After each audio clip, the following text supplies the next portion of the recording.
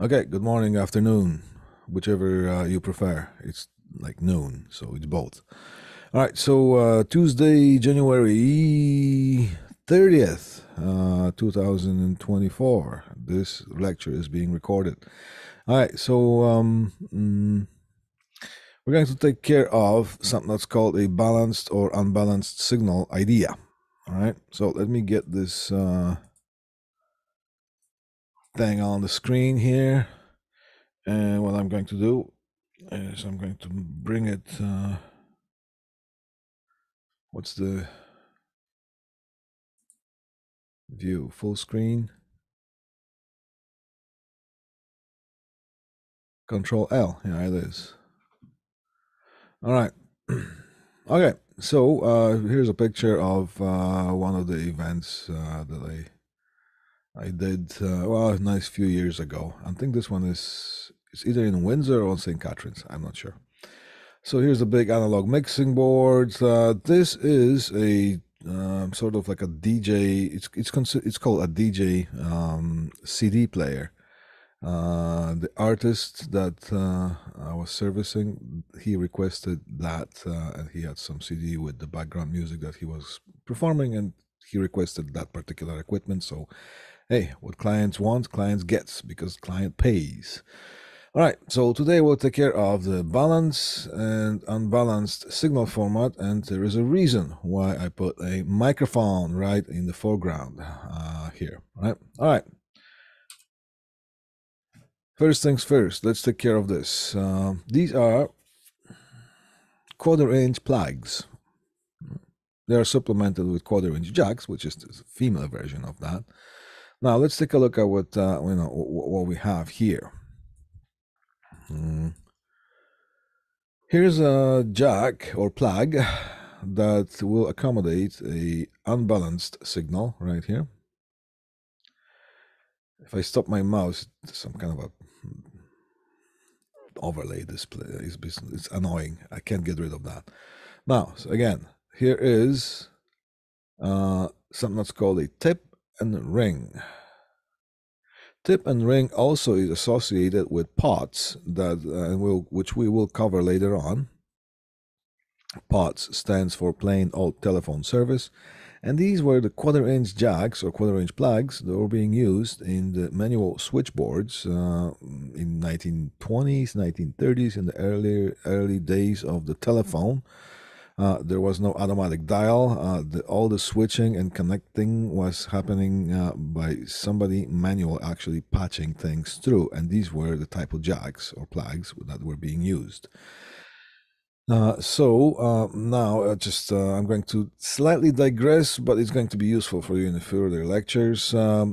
Tip and ring are the parts of the plug, and here is a balanced signal. Now, sometimes these are called mono and stereo. All right.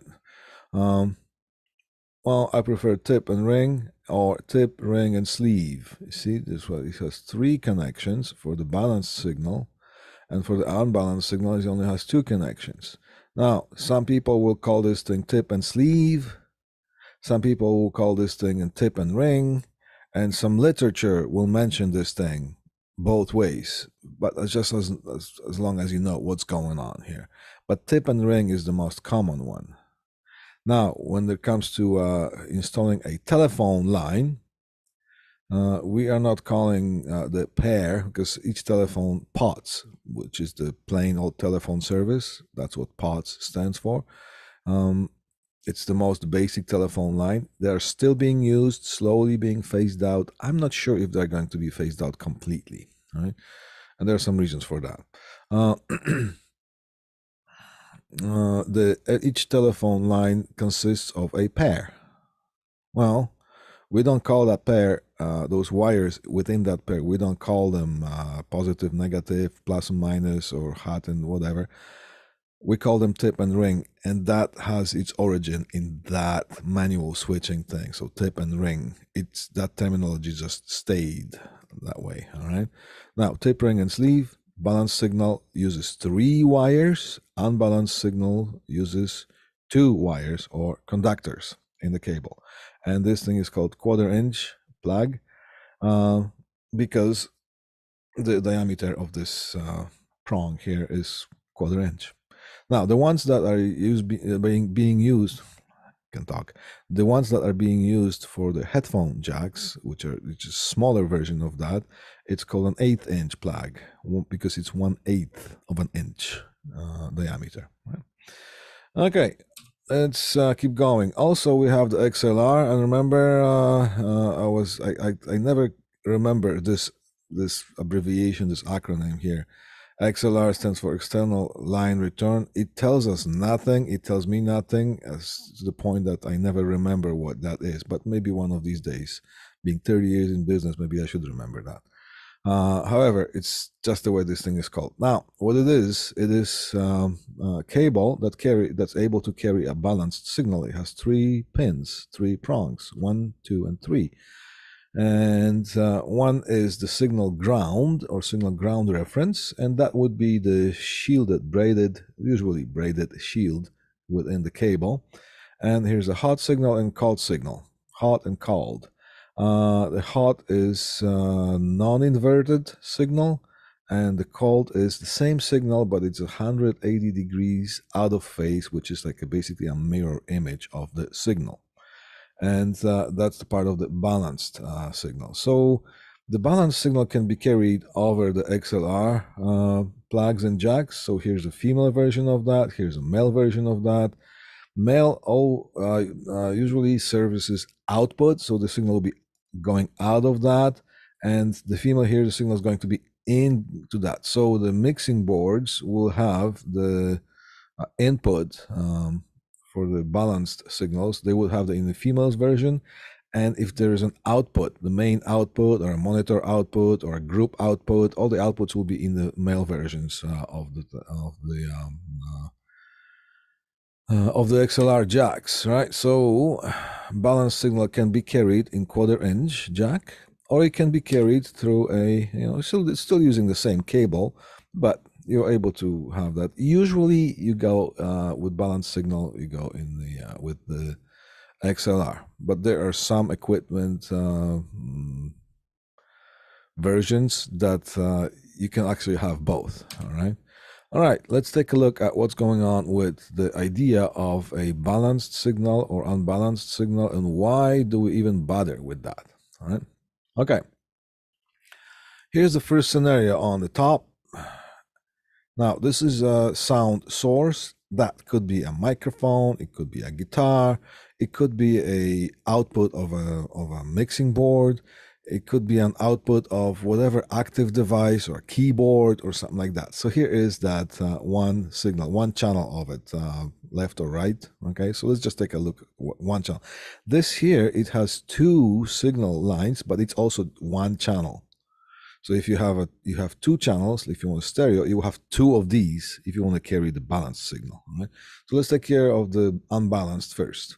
Here's the signal going on, and we're just going to symbolize this thing as a sine wave, and it's going into the input of whatever device is receiving that, usually an amplifier or some kind of a preamp, and preamp is an amplifier, it's just a smaller version of an amplifier. That device is going to process the signal. Usually it's going to amplify it and spit it out in a larger version.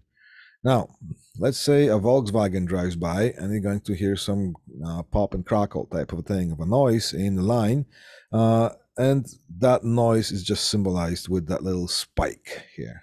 Now, usually we'll have a lot of spikes going on, but this is just for the purpose of simplicity. I just put one spike. Now, in the unbalanced signal, there's only one line. The signal gets to the amplifier, and the amplifier will not know the difference whether the spike is part of the signal or is it just part of the noise. It's going to take everything, amplify everything, and spit it out. So the noise will be amplified, and boom, you're going to have a dirty, noisy signal on the output. Now, in unbalanced signals, quite often, I can get rid of the damn thing. See the overlays. All right, so the unbalanced signal, usually carries a line level signal, so-called, or it is called a line level signal. Line level signal is about 1 volt peak to peak. If you put in a sine wave there, right? Now, a microphone level signal is 1,000 times less. It's about 1 millivolt peak to peak.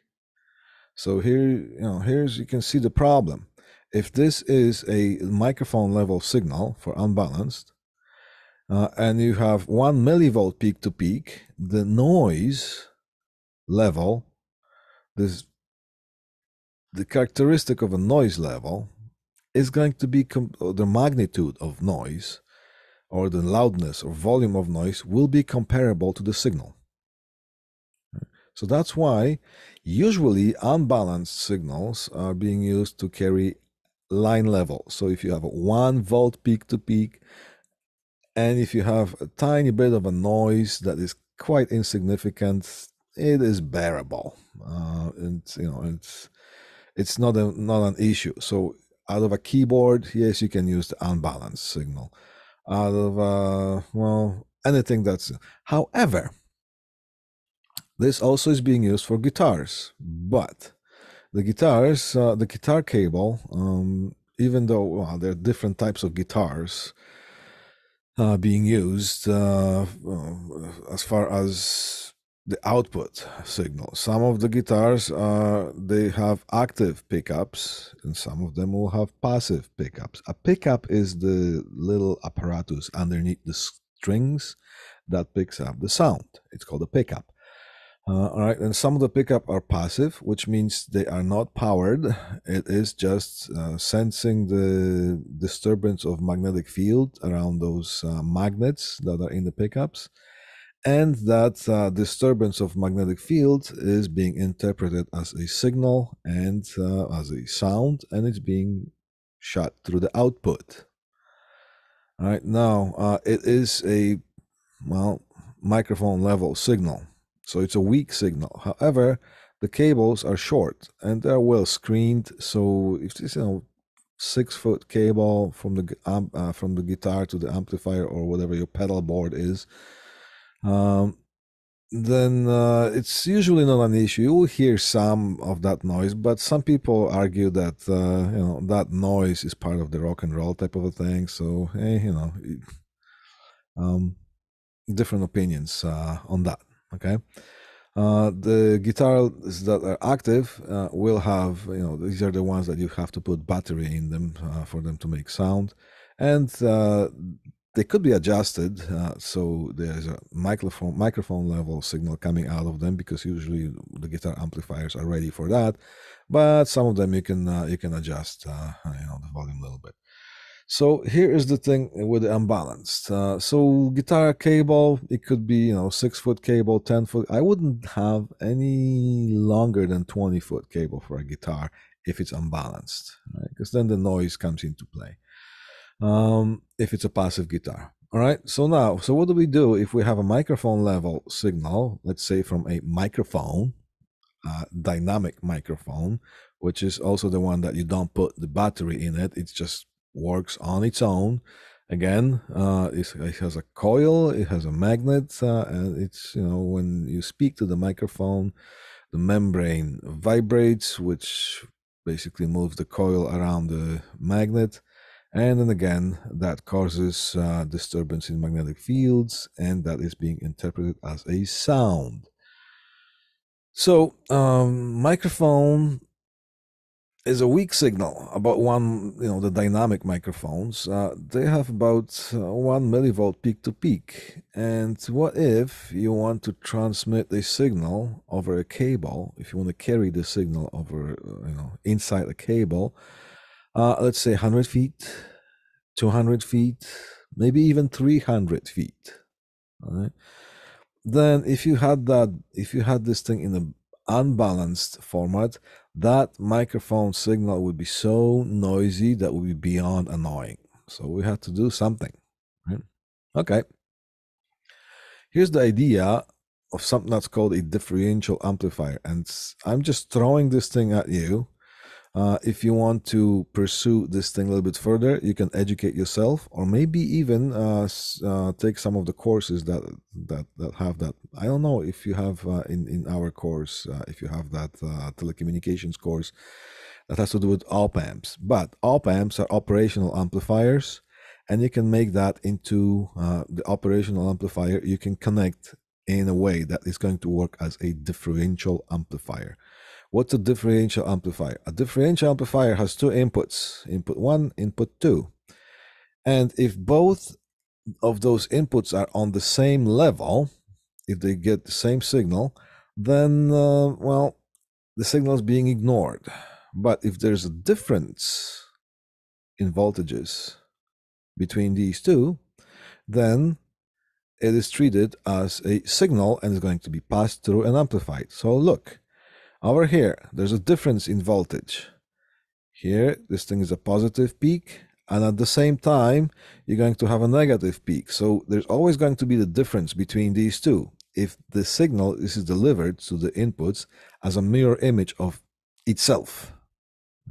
So the signal from the microphone is carried over two wires, two conductors, and that signal is inverted in both of them, right? So it gets a mirror image, it's treating it as a signal, and it's passing through. Well, what if Volkswagen drives by? Then you get the spiky noise, right? But look, the noise is going to affect both conductors in the cable the same way.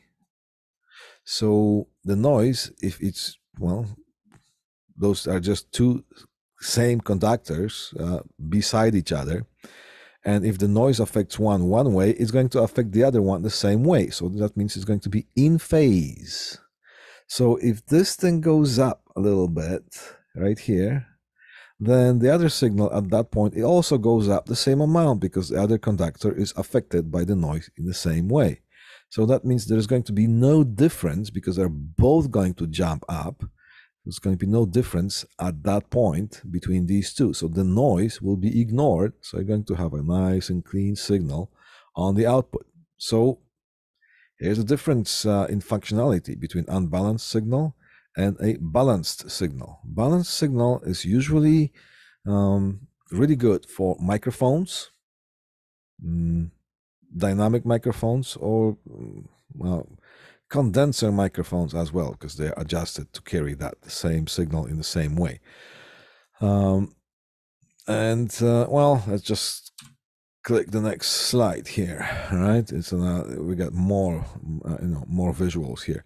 All right, so the unbalanced signal will be used for things like guitar, keyboard, or a line patch. What's a line patch? Well, the signal can be routed in a different ways before it reaches the final stage, and sometimes you patch the signal through some sort of a signal processor, and you patch it back to the mixing board, and you do mix and match or mishmash of things. So that's called signal patching. All right, excuse me.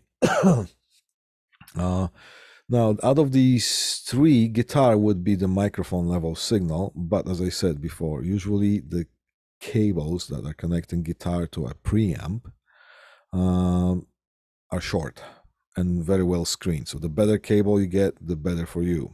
And of course, it has something to do with wiring the pickup assemblies, screening them, shielding them, and protecting them from noise as well. But you always get some noise with that. Now, so unbalanced, tip and ring only. It only uses two wires. You see, here's a one wire, and this one here is another wire. So this is a signal ground. I just drew it in that way, but it carries two wires. So this will be the signal wire inside the cable, and this would be maybe the braided shield around the cable, which can be used, and it is used as a conductor as well. All right, now the balanced signal usually is used for microphones, and it also is used for a line patch. Yes, it is. In fact, when I'm in my computer system at home, I use a sound interface or audio interface, which is the what is the Focusrite?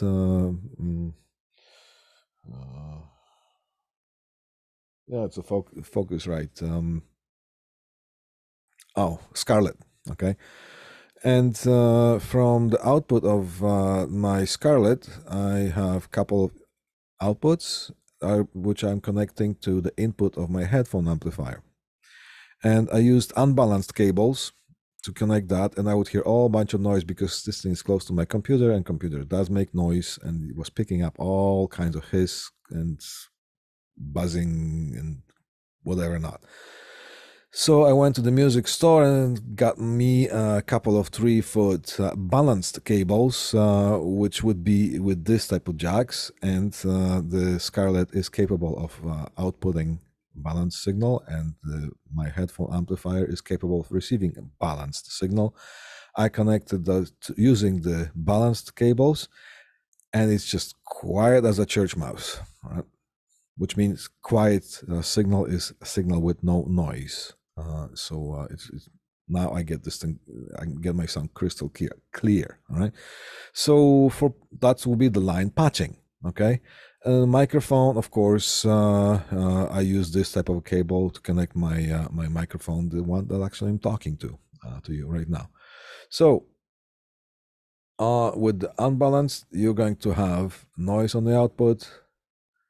With the balanced signal, and you're going to have noise cancellation. So that's pretty much the reason for noise cancellation. And with the balanced line, you can carry a weak signal over longer distances. Why would you carry that thing over 100, 200, or 300 feet? Well, if you have a stage box on the stage and you have a bunch of microphones plugged in, then you're going to have to carry that signal for processing to the front of the house. In front of the house is where the public is, and usually that's where the sound booth is, so we could have good sound reference. And that usually when you route the cable going left, right, up and down, it adds up. It could be at 300 feet. All right, so that's what the stage boxes look like. There are a couple different ones that I'm going to show you when it comes to pro audio. Here on the left, contestant number 1, we have the analog audio snake. Snake, just like this snake that can bite you, all right? So this is a snake. A snake is a cable that carries a lot of cables inside. Right? Now, the snake is connected to the stage box or a breakout box sometimes. And look what we have here. We have a bunch of inputs. Here, can we see that? There you go, a bunch of XLR inputs. These would be the inputs that you connect microphones from the stage. Microphones or other devices that have the XLR on the output. Now you have you got few male connectors also in the same stage box, and these are called returns. So this particular audio snake, the analog snake, is a 16-channel snake. 1, 2, 3, 4, 1, 2, 3, 4. It gives you 16 inputs. And 1, 2, 3, 4, 5, 6, 7, 8 returns. Right. See that there's a different gender. There's a signal coming into the box. There's a signal coming out of the box. Where does this signal come from? Well, signal comes from the mixing board. So you're sending the bunch of signals to the mixing board from whatever you have on the stage. The mixing board and whatever processing equipment is being used at the front of the house, at the sound booth, is being processed, mixed, whatnot, okay? And is being sent back to the stage box here, already processed signal, and that's where you plug into the amplifier that is on the stage. And we need to have the amplifier on the stage because we need the amplifier to be the closest to the speakers as possible because of the impedance. The microphone impedance can be anywhere from 150 to 600 ohms. Usually it's about 300 ohms for the impedance of the microphone. So if you have the pure resistance or impedance of the wire that connects from here 200 feet later or to the front of the house, you might pick up a couple of ohms on the way just because the wire will have certain resistance. So about 2 ohms comparing to 300 ohms, pretty negligible, right? But if you're talking about the speaker or a loudspeaker on the stage, Some of them have 8 ohms, but the more powerful ones will have 4 ohms. So 4 ohms, if you were sending the signal from the front of the house to the speaker, and it's a 4 ohm speaker, if you pick up a couple of ohms on the line, then the 2 ohms is very comparable to 4 ohms. So that's why we need to have those cables that are connecting speakers as close to the amplifier as possible. Now, this is not the speaker power signal. This is a line level signal that's going to be connected to the input of the amplifier, and the output of the amplifier is going to be connected to the speakers. Right? So that's why we have returns. Now, different snakes will have different amount of the sends and returns, and this one is quite versatile, because those here, those returns, you can have them in XLR format, and you can have them in a quarter-inch format. Right? You never know what you're going to get on the stage, so it's a quite versatile type of a device. Now, on the other side of the snake, you have a bunch of other, the opposite genders of that. So if this is number 1 female, you're going to have one cable there is in the fan out section. This is a fan out, because things fan out from the snake, and it's going to be labeled with like a nice wraparound label, and it's going to be, this one is 1, this is going to be 1, all right, and so on. This will be A, B, C, D, E, F, G, H, and those are also going to be labeled that way. And some of them will have quarter-inch, some of them will have, some people modify them to their needs. We can take the jack or the plug out of the cable, and you can put something else if you know how to solder. So this is the analog version of a snake. Now here, and you're going to see more and more of that, is a digital audio snake. All right. This one here, the analog will cost you about anywhere from $200 to $500. This one is about $2,000, and it's just a stage box. All right. So what do we have here? Same thing, because the microphones with the cables are the same, so you got to accommodate that. So you have about 24 sends here, 1, 2, 3, 24 channels, and you got 12 returns on that one. Right.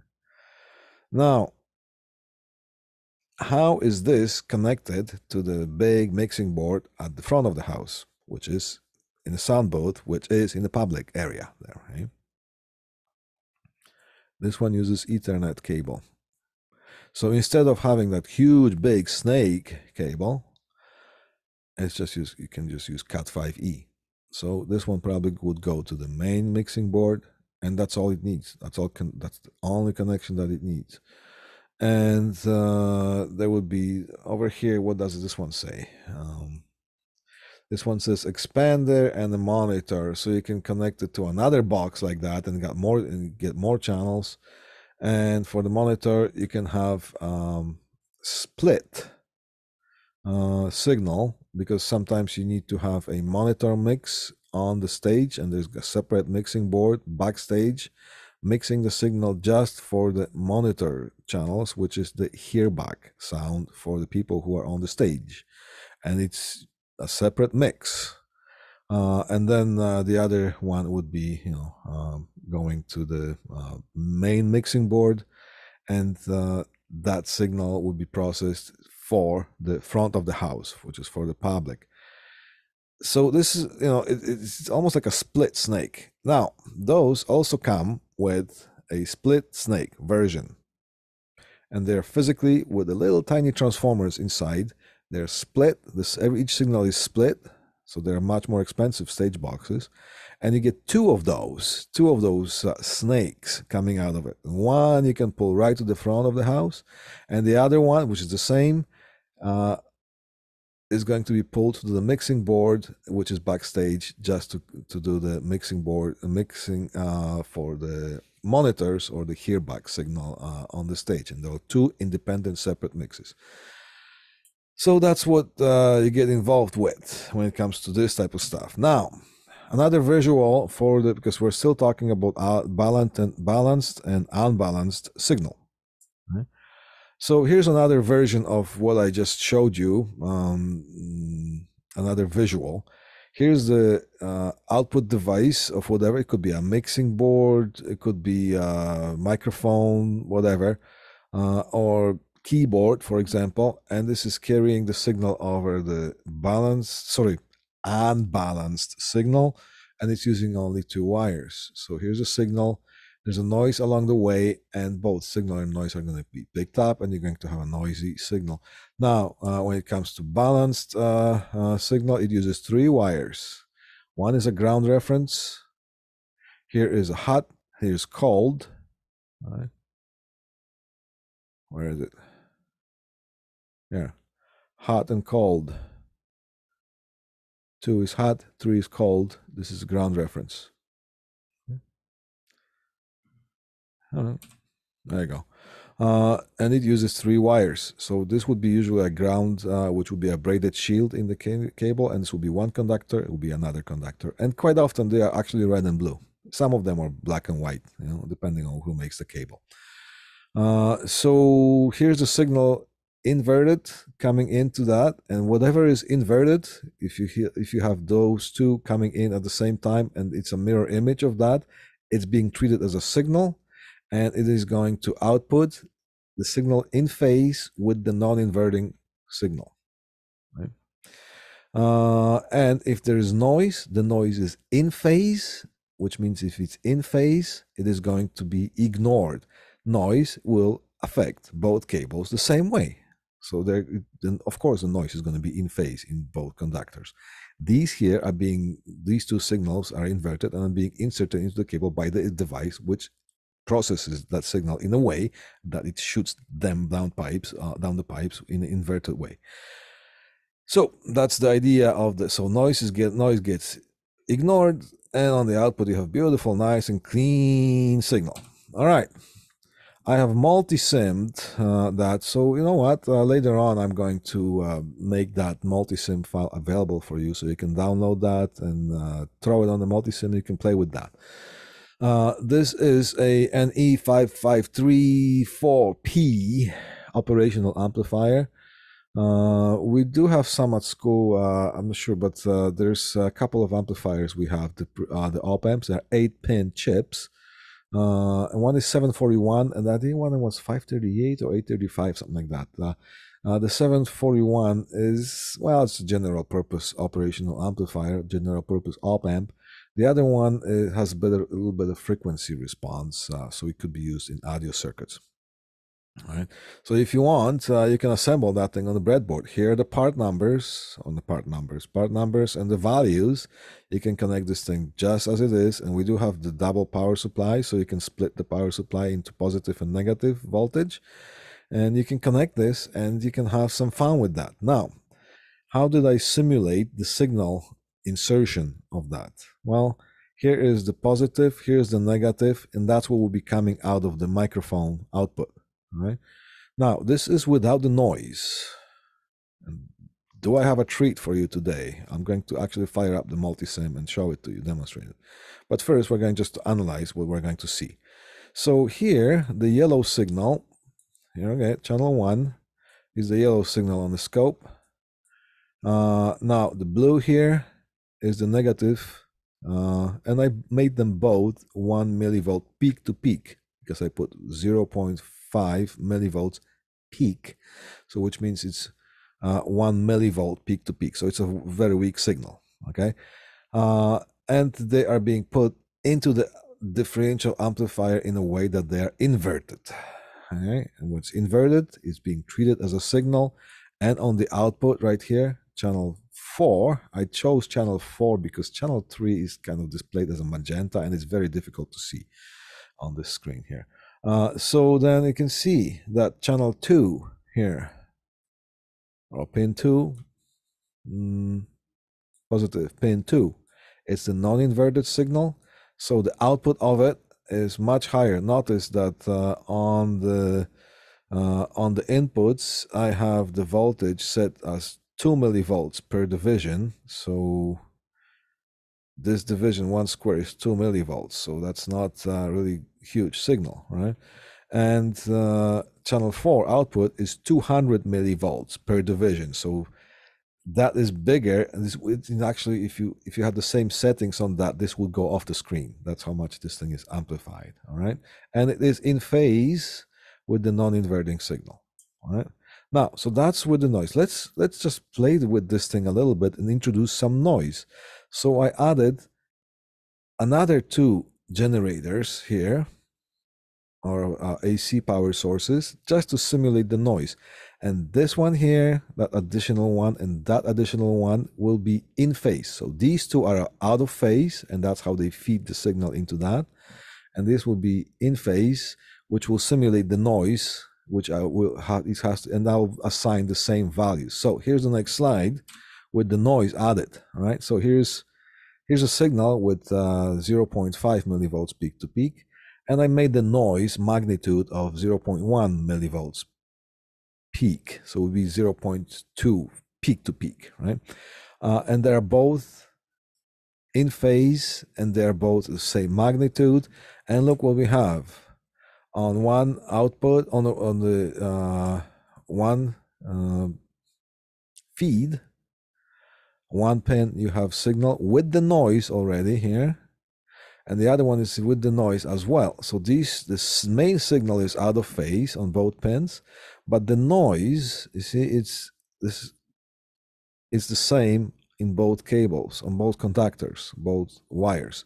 So this is in phase. See, that thing is in phase. Whatever is in phase is ignored. What do we have on the output? Nice, beautiful, clean signal. All right. So and that's the end of this slideshow. But now let me fire up the multisim just to show. Now that was my old band that we used to do rock, Rolling Stone tribute. That was that was 2007, right? All right.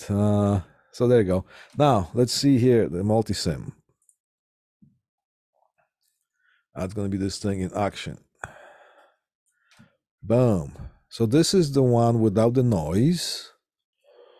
And let me just call up the oscilloscope. So that's the oscilloscope. Is it turned on? Yes, it is turned on. And it's not simulating yet. So what do we have here? Let's turn this thing on, the simulation on.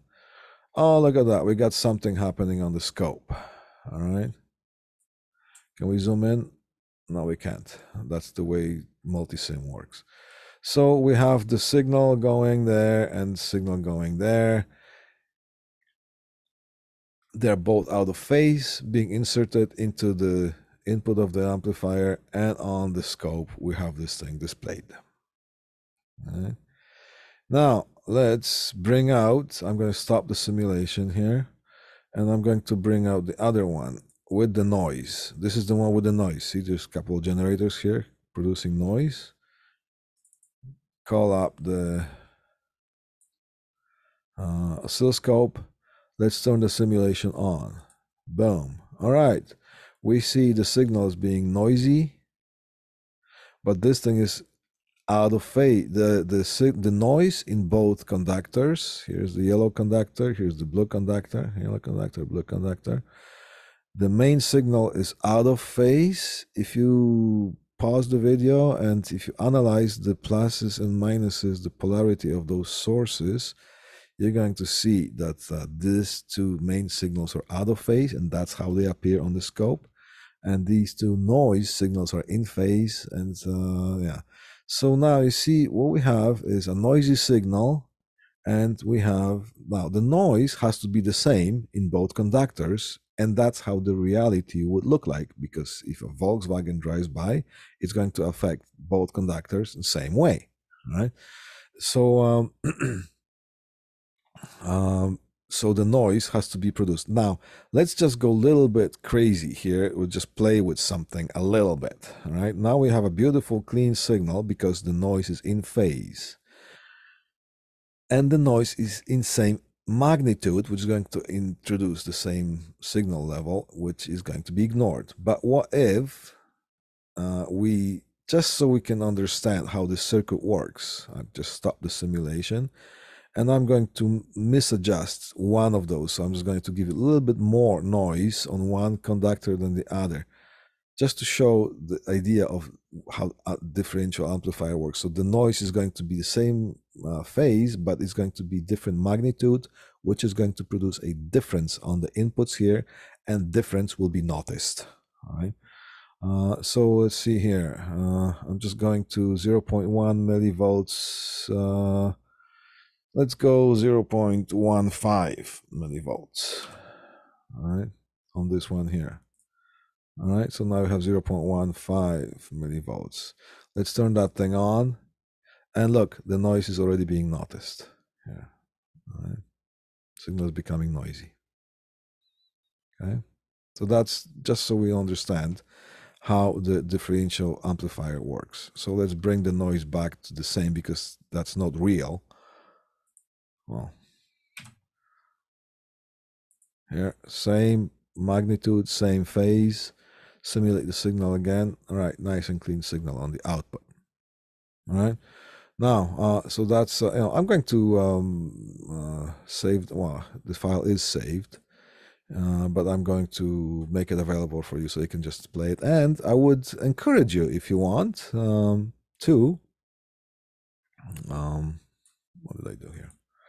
I would encourage you to maybe just connect this on a real breadboard. Now, what kind of screen do I have here? Oh, that's the last presentation here. All right, and when you download this thing in PDF, which I'm going to make available later on today, there's a play button here, and that's, I think, I wonder what song it is. It might be something from Rolling Stones. All right, now one more thing here. That's the other thing that we only went so far with the PA systems, and I'm just going to, all right, so this is also the digital version of making sound right now without using this, because with analog you would have to use a snake and connect this thing to a bunch of inputs on the mixing board. But I would look what's happening now. Now there is this an active, there's the stage box you have to plug in, because it's an active device.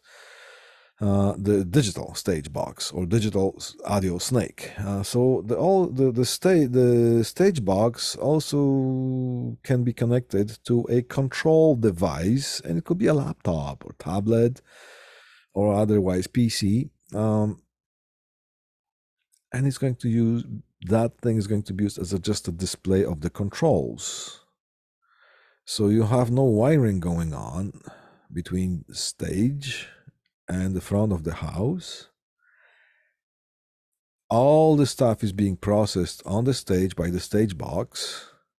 There are those like that too. And whatever you have here are just control devices that are wirelessly connected to the stage box, and those sliders are virtual sliders right on the screen. Also, some of the musicians can have their own tablets assigned if they want to adjust their own monitor mix to their liking. So, things have gone a long way from the analog things. All right, when you download this, there is a comparison between Shure SM57, SM58, SM7B. 3 microphones are being compared. Watch that video. I might ask you some questions on the test. Now, here is the most popular stage vocal mic or stage microphone in the world. It is called Shure SM58. It's being used for vocals or for human voice. There's another one, SM57. It's designed a little bit, tiny bit different. It has a tiny bit different frequency response. So that's why I want you to watch this video here. And it's being used to amplify instruments. So if you want to mic a acoustic guitar or some other instruments that make a noise that doesn't plug in, or quite often the SM57s are being put on the stands and we just pointed right at the guitar amps, right at the speaker. It's also a very popular way of miking guitars. And then here's SM7B, which it's more like a studio type of a microphone. Are there better Yes, there are many better studio mics than SM7B, but SM7B seems to be the one of those go-to mics. And just watch the video, and you're going to see what it is. Now, this one here, I noticed there's another video here, but I noticed that this thing was taken offline. It's not that crucial. However, I would encourage you to just there are tons of videos on YouTube and other platforms that will have the comparison between different brands of mics and so on. All right. And that's pretty much all I needed to show you today. Oh, look at that. We're bang on. It's 12:51 right now. We used all the 15 minutes that we have for the class. Okay, so I'm going to release the test, and as I said in our announcements, the online class, the other classes, for the rest of the week, please use that time to write the test, the online test, and if you happen to do this thing quicker, then you're going to have some more time to review my materials or other subjects. Well, that time is designated for writing the test. All right, that's pretty much it for today. Ladies and gentlemen, it was a pleasure, and I will see you when I see you. Okay, bye guys.